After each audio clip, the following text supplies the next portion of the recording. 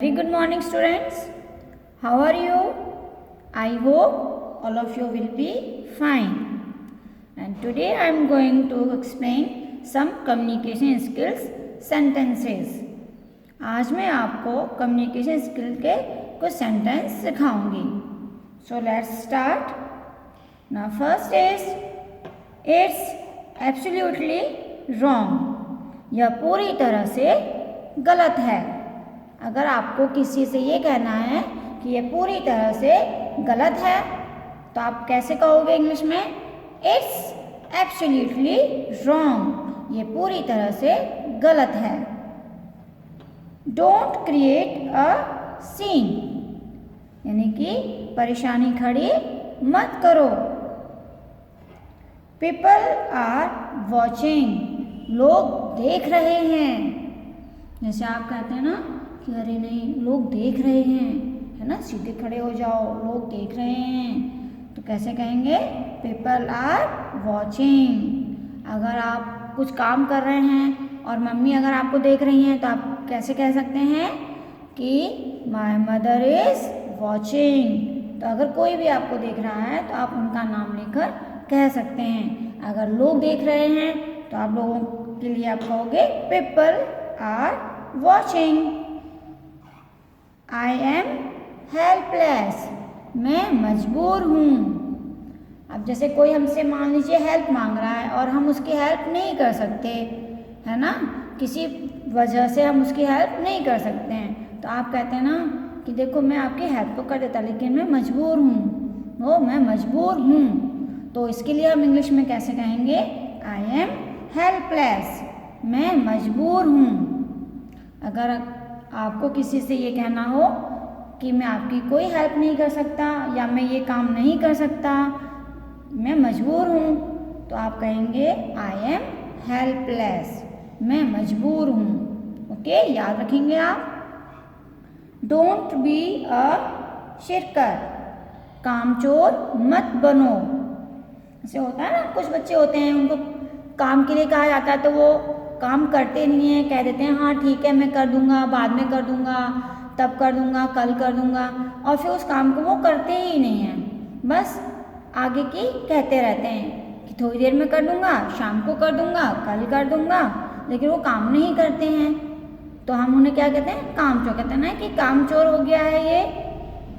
तो अगर हमें किसी से ये कहना है कि कामचोर मत बनो तो हम कहेंगे इंग्लिश में डोंट बी अ शिरकर, कामचोर मत बनो. आई फॉरगॉट इन हेस्ट, मैं जल्दी में भूल गया. जैसे आप स्कूल आते हैं, अभी तो आपके स्कूल बंद है, लेकिन जब आप स्कूल आते हैं तो आप जल्दी जल्दी में क्या होता है, कभी वाटर बॉटल भूल गए, कभी लंच भूल गए, कभी कोई बुक भूल गए या पेंसिल लाना भूल जाते हैं, है ना, कुछ ना कुछ आप भूल जाते हैं. तो आप क्या कहते हैं मैडम से? मैम जल्दी में हम भूल गए, है ना, ऐसे ही होता है. तो अगर हम जल्दबाजी में कुछ भूल जाते हैं और हमें किसी से ये कहना है कि जल्दी में हम भूल गए या जल्दबाजी में हम भूल गए, तो आप कहोगे I forgot in haste. Haste का मतलब होता है जल्दबाजी, यानी जल्दबाजी में मैं भूल गया. चूज वाइजली, यानी समझकर चुनो. अगर हमें किसी चीज़ को चुनना होता है यानी कि सिलेक्ट करना होता है तो उसे हमें समझ के तब हमें उसको सिलेक्ट करना होता है. तो कहते हैं ना कि भाई सोच समझ के चूज़ करना. मान लीजिए आपको मम्मी मार्केट ले गई ड्रेस दिलवाने के लिए. अब आपको बहुत सारी कई ड्रेस पसंद आ रही हैं. अब मम्मी ने कहा कि बेटा इसमें से कोई एक ड्रेस चूज़ कर लो. तो आप मम्मी कहेंगी ना बेटा सोच समझ के चूज़ करना, फिर ये मत कहना कि मुझे अब ये पसंद नहीं है. तो सोच समझ कर चुनना, उसके लिए हम कहते हैं चूज़ वाइजली, यानी समझ कर चुनो. टेक अ ब्रेक, थोड़ी देर के लिए रुक जाइए. जैसे हम कुछ काम कर रहे हैं तो हम कहते हैं ना अब थोड़ी देर के लिए रोक दीजिए, यानी रेस्ट कर लीजिए, थोड़ी देर के लिए काम को रोक दीजिए. तो टेक अ ब्रेक, थोड़ी देर के लिए रोक दीजिए. ट्राई इट ऑन, पहनकर देखिए। अब जैसे मान लीजिए आप शॉप पर गए शूज़ खरीदने, ओके, आपको शूज़ पसंद आ गए तो शॉपकीपर कहता ना बेटा इनको पहन कर देखो, तो पहन कर देखिए। तो इंग्लिश में हम कैसे करेंगे? ट्राई इट ऑन, पहन कर देखिए।